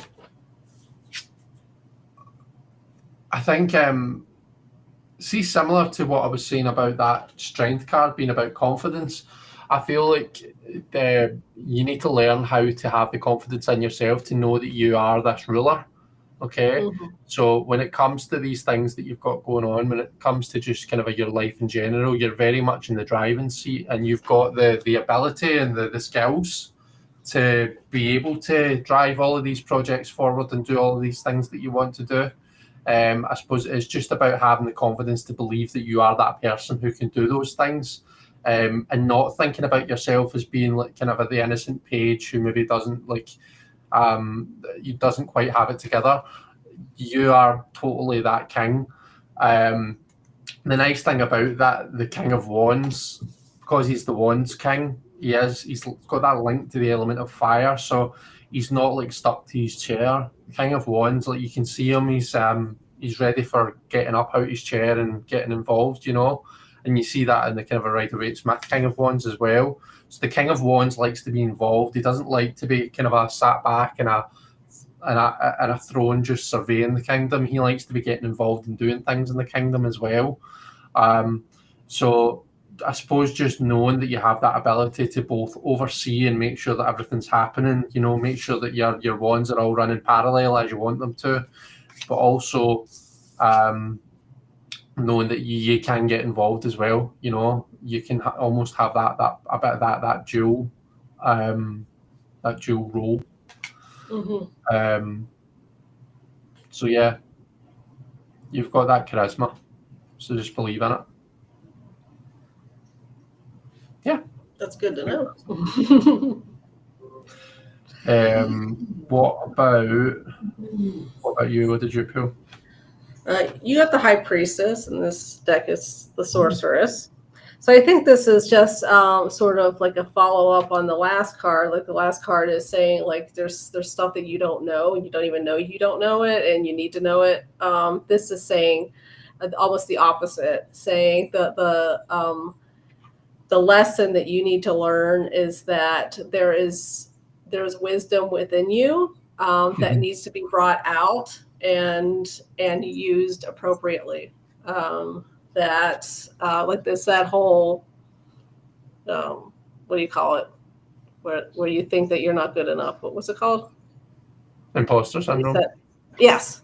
I always forget that. The imposter syndrome. And so I think this might be addressing that, and like the lesson that you need to learn is that that you are good enough, even if there's stuff that you need to learn, that to have that sense of self-worth, and to maintain that, even in the face of your ignorance, and having humility, even in the face of also balancing that with self-confidence. So that's, yeah.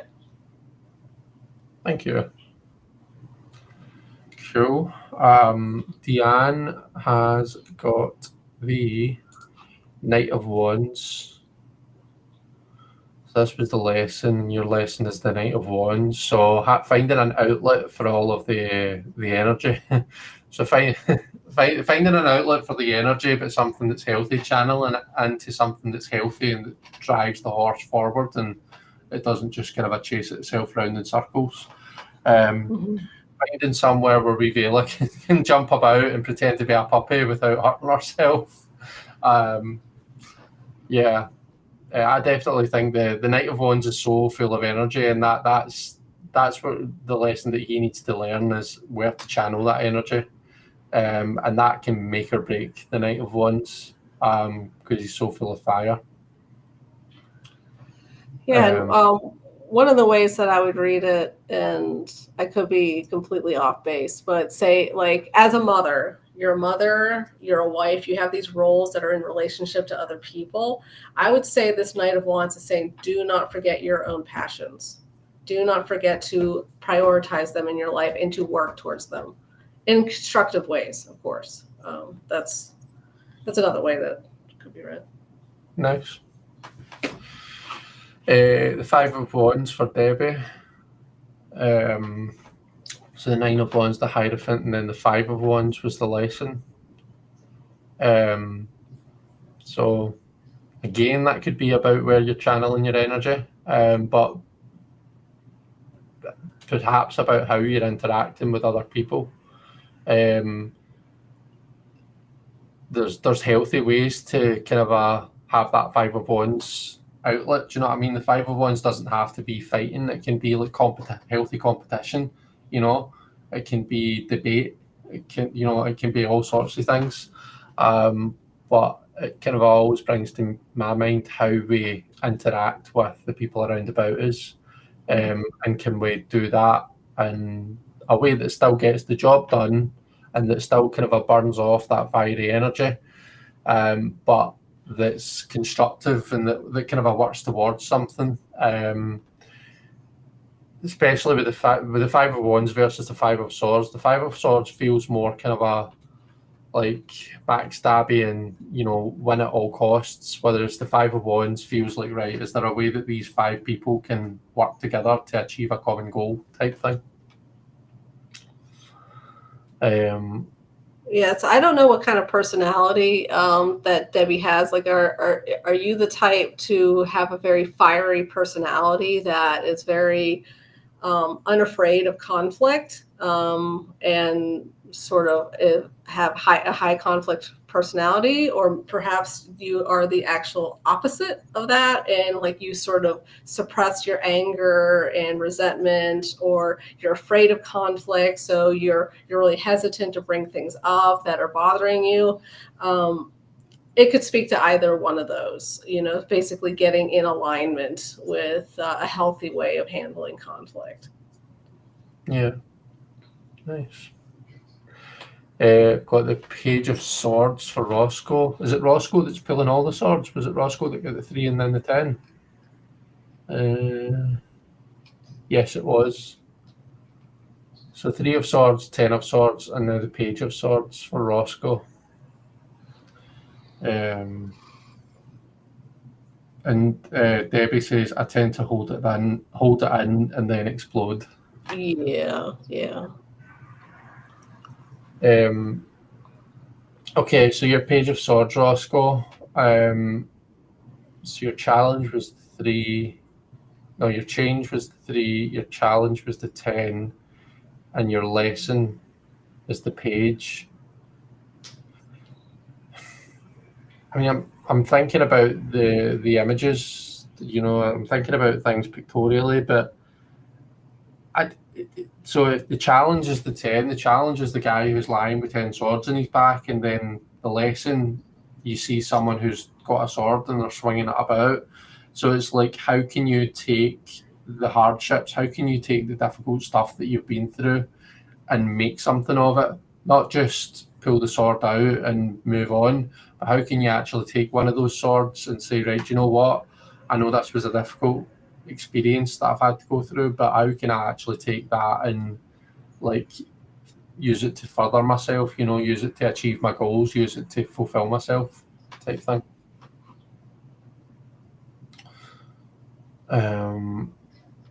Kaz has got the Backpacker of Swords. So we had the Scout of Swords, the Strength card, and then the Backpacker, which is the Knight of Swords, as the lesson. So you were starting something new, your challenge was self-confidence, and your lesson is the Knight of Swords.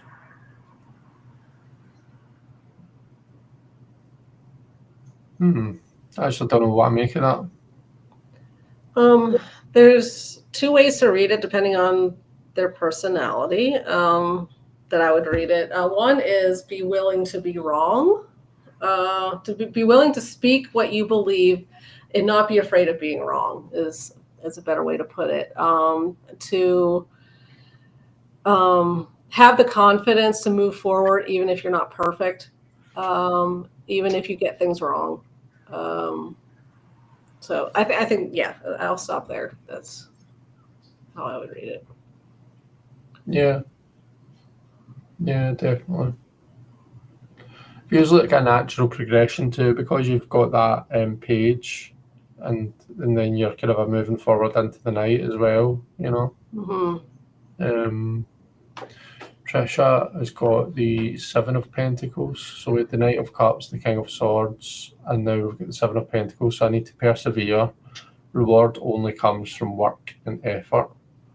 Yeah. As well, though, watch with the 7 of Pentacles that where you're putting your efforts is something that you're going to get something out of. Sometimes the 7 of Pentacles can represent those situations where we're, pardon the horrible expression, but flogging a dead horse. Do you know what I mean? We're trying to get something that just isn't ready yet, or isn't working for us.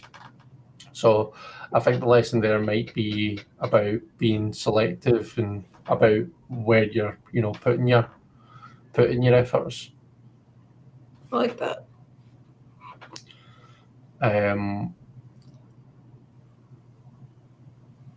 5 of Wands, fight anyone pisses me off, says Debbie.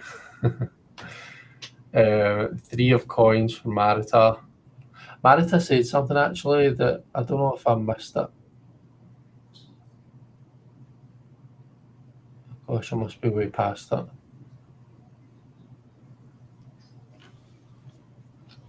Yeah, I think I've went way past it. Oh no, that was the message that I saw. I just had the funniest experience. I'll have to explain it in the Facebook page. Oh, keep a bitch in suspense, Marita. I really want to know what your funny experience was. Right, so you had the Tower, the Queen of Pentacles, and your Three of Coins. So the Tower and I suppose the Queen of Pentacles as well, to a degree. She's sitting in that garden alone, whereas your Three of Coins, the crucial element of that is working together, I think. It's working together to achieve something that you can't, achieve something together that one alone can't. So it feels like your lesson is how you're working in collaboration with other people. Moon Tao says, I got the Nine of Pentacles after the Two of Cups and the Two of Rods, so maybe learning to be content with my successes once the job settles down. I like getting high Pentacles in the future. Yeah, true. I like that interpretation, actually. Remember with the Nine of Pentacles, this isn't someone who's like just inherited all this abundance. This is someone who's worked their absolute arse off to get to where they are. So yeah, she's in her garden and she's enjoying her grapes and all that. But that falcon represents, think of the amount of time and effort and discipline that goes into being able to train a bird of prey. So yeah, I think the lesson is like, you'll get to that Nine of Pentacles place. You'll get to be the rich bitch in the garden, but you need to put the work in to get there. And you've I suppose it's a positive message in that you definitely have the potential to be able to do that. So that's quite nice. Naomi got the Empress and says, stop ruminating and take action. Do this with the small stuff too. It'll be good practice, hopefully. Nice. And then Kaz says, good call. No analysis paralysis. Go with gut and intuition. Organic progression. Go with the flow. Yeah. The Knight of Swords moves so fast. It's and when you look at the pictures, he's one of the fastest moving individuals on the deck, if not the fastest moving. And sometimes it's seeming, my friend Robbie talks about, it's not called a motorway, but whatever it's called, I think it's in Germany, they've got a road where you can just drive as fast as you want. You're not limited to any speed as long as you're still in control. But I just think, I don't know how someone could drive at 200 miles an hour and still be taking in information and enough time to be able to act on things that happen. So it fries my brain just thinking about it, and to me, I get a bit of that with the Knight of Swords. So yeah, being able to go with the flow and teaching yourself to be able to to take in that, to be able to operate in that place.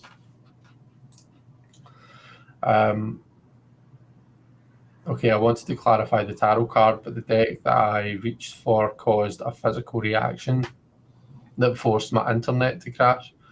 I accidentally hit the off button on the power strip and then ... The autobahn, yeah, that's it. That's it, Kaz. That's exactly what it is. Yeah, that's what the fast road is called in Germany.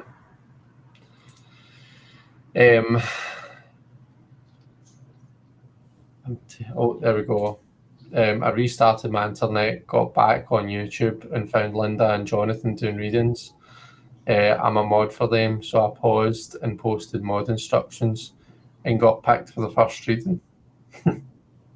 Busy. Momentaro says, oh no, so I've got hard work first, but that's a nice angle. You're welcome. Okay, the fourth position. Okay, fourth and last is the harvest. What prior planning is ready to be put into motion?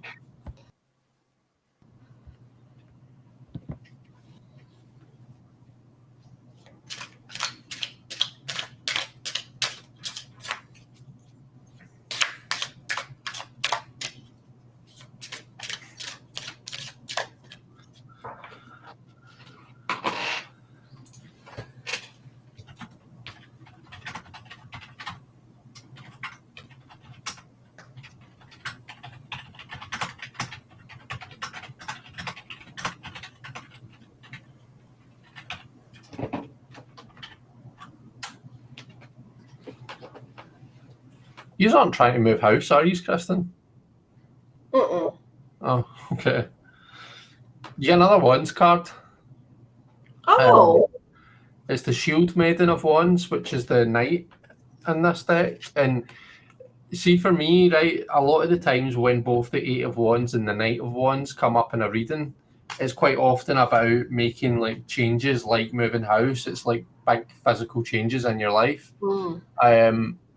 So yeah, that I ask every single time these two cards come up together in a spread. I always ask the person I'm reading for if they're trying to move house or if they've been doing something kind of a quite drastic like that. So anyway, the Harvest, the Knight of Wands. So I guess it's so weird that it's all wands. Like I've got the cards all spread out on the table and I'm picking from random points in the deck. So it's not like I've just not shuffled them or something like that. Yeah. So it was obviously all about the wands for you today. Yeah. And we've ended on 2 courts. So yeah, what do I think of that being the Harvest though?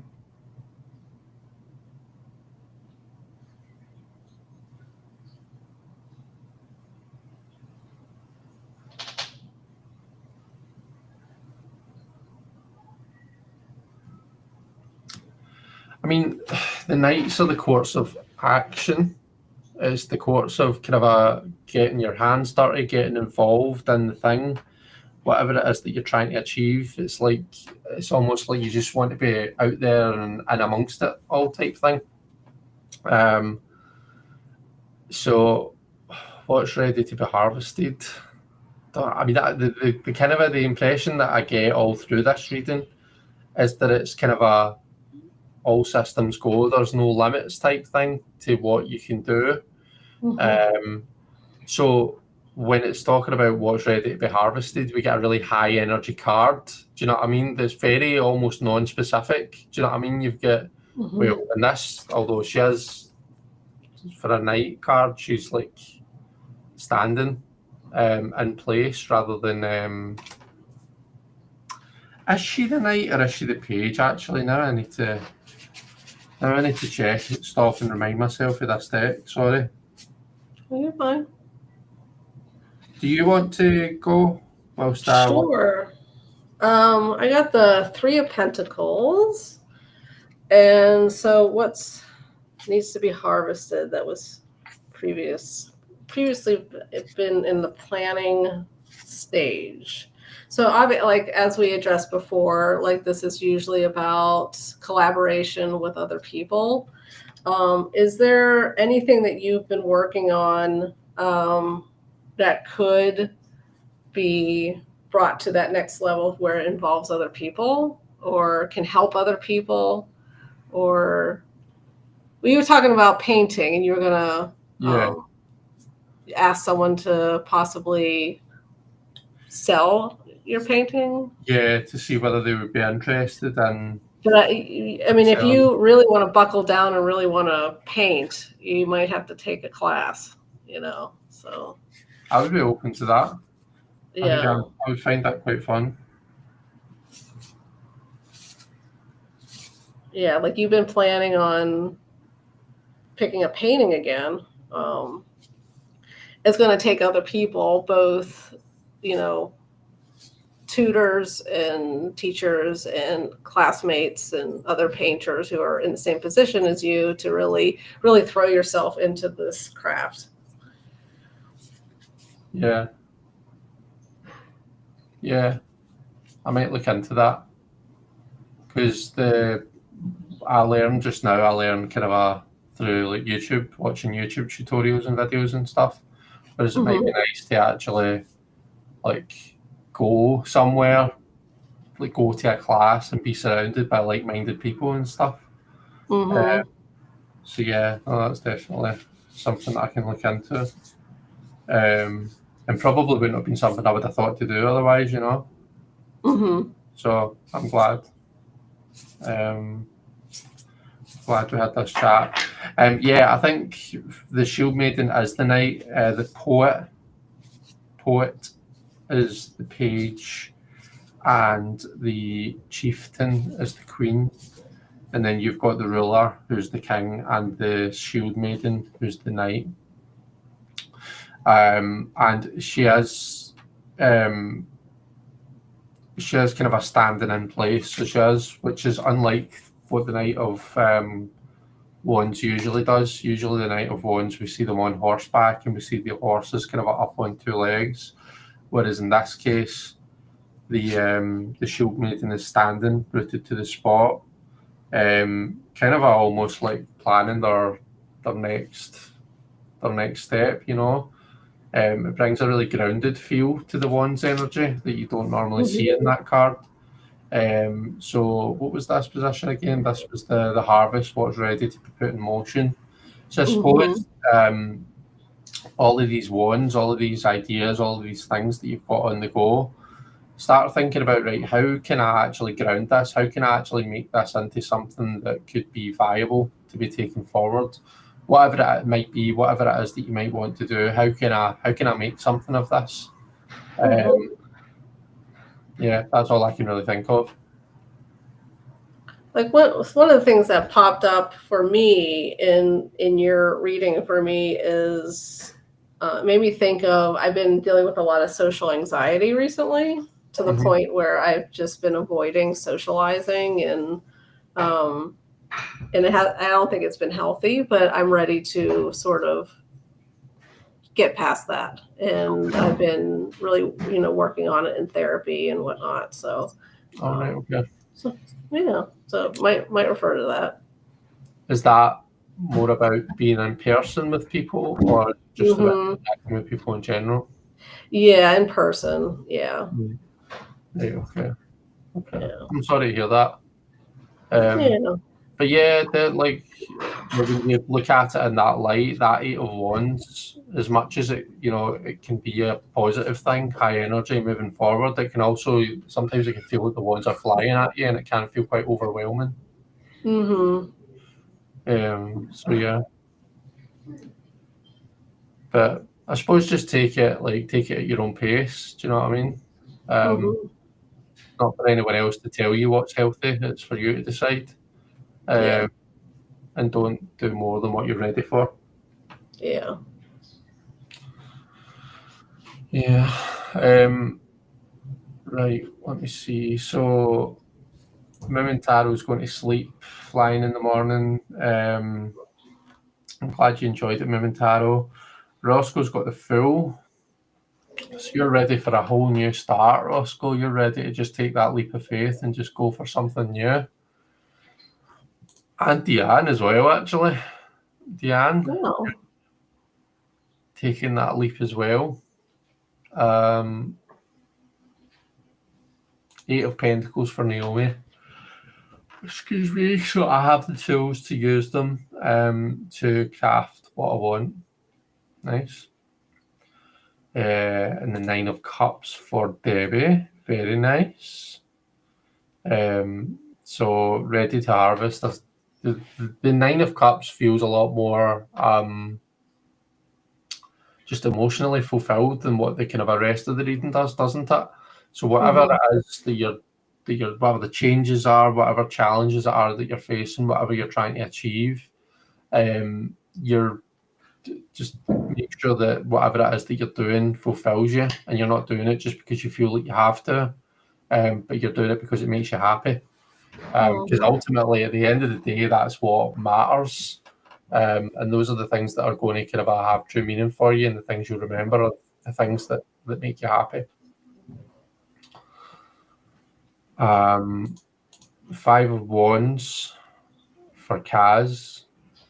So you're ready to go out there and have a fight with someone. You're ready to go out there and call someone a dick. I'm pressing buttons. Page of Pentacles for Trisha. So taking things in a bit of a new direction then. I can't quite remember what you... Oh, no, wait. Trisha then said Page of Cups. So was it the Page of Cups then rather than the Page of Pentacles? I can't quite remember, excuse me, what your other cards were, Trisha. But the Page of Cups makes me think of going in a bit of a different direction. Maybe it's not changing up what you're doing, but just changing how you relate to it and changing just seeing things from a different perspective to a point where you feel differently about them, you know, and you're just able to experience things with a whole new sense of like almost like innocence, you know. And then Marita, you got the Knight of Cups. So Queen of Tower, your Queen of Pence, your Three of Coins, and then your Knight of Cups coming out at the end there. So you're working with people. Your lesson was how to kind of collaborate and work together with people, and then what's ready to be harvested is kind of I suppose it's your Knight of Cups is out there building those connections, isn't it? Yeah, I was like Marta is very passionate about like political issues, and I'm just wondering if this reading isn't just a nudge to say like maybe there's an organization that you could work with other people and sort of put that love for humanity and society into action. Yeah, maybe. It's pretty cool. Let's see. Oh, Jelly needs to go. Hope to see you tomorrow for Wine and Tarot. I hope I can make it. Kristen again. Yeah, me too. Is it Wine and Tarot or are you doing it online, Jelly? Are you doing a YouTube YouTube. live? Yeah, 4 Eastern. So okay. Okay. I thought I saw something that was scheduled for like Monday. There's another one on Saturday morning. Yeah. Right, okay. Brilliant. I'll check it out. See, Naomi's going to bed as well. I don't think we've got any more cards. Do you normally look at like the bottom card or anything like that, Kristen? The bottom card? I do. I'm not always 100% sure how to read it, but I got the Tower. Woohoo! Oh, exciting. Yeah, so I suppose that's for me, isn't it? So, yeah, the Tower card is my bottom card. Oh, that's funny. We both got the Tower. And then I like to add the numbers up and reduce it down. So you've got an 8, a 3, a ruler, which would be 14, and a shield maiden, which would be 12. So 26, 29, 37. So it's 10. Wheel of Fortune. So just all about changes and changes for the better, I guess, when it comes to Wheel of Fortune. Fortunate changes, but like just the nature of chaos, the things that we don't really have much control over. So yeah, it feels like there's changes happening around about you, and your job isn't to stop the things from changing. Your job is to kind of control the things that can be controlled and accept the things that are outside your power to control. Yeah, I if I don't include the Tower, you got 17. What's 17? The Star. The Star. Okay. Cool. That's a nice card. So Nice. Stay anchored and hopeful. Yeah. And be willing to be guided. Yeah. Yeah. So it comes back to that learning, being open to kind of learning, doesn't it? Yeah. Nice. Kaz got the moon as the bottom card, so you're navigating uncharted territory, Kaz. And yeah, things might feel a wee bit unsettled for a bit, but persevere, stick with it, and you'll be fine. Roscoe's numbers reduced to 6, so lovers. So it's time for you to make a choice and put yourself first, not do what everybody expects you to do, but do what it is that you want to do, where you feel pulled. 9. Oh, was that a cat? I don't know. Probably. Yes. Deanne's got 9, so the hermit. And I am a 9, so that makes sense. Okay. Cool. Oh, Pope at the bottom for Marita, and the total was 44, which reduces to 8. So all about confidence and self-belief, I think, there. Mm-hmm. The 7 of Wands for the bottom card for Trisha. Amazing. Thanks to everyone that's joined us on Instagram, by the way. I think people just kind of tend to pop in and out on Insta, but thanks very much to all of you folks. It's been lovely to have you here. Thanks so much to everyone who's been here in the chat and who's joined us and joined in the spread with us. It's been really great. And Kristen, thanks very much to you for coming on. And thank you for having me. No, not at all. It's been great. Thank you. You got anything coming up that you want to tell people about? I have some videos that I plan on doing. I just don't know when I'm gonna get around to doing them, to be honest. So that's better. I'm the same. I've got videos that I need to film, so I do, because I've got decks to review. So I need to get that done. But I'm terrible for doing pre-recorded videos. I tell myself that I'm going to do them at this time, and then I don't. Yeah. So yeah, I need a good kick up the bum. But yeah, anyway, thanks so much, everyone. Take care. Have a great weekend, and I will see you later.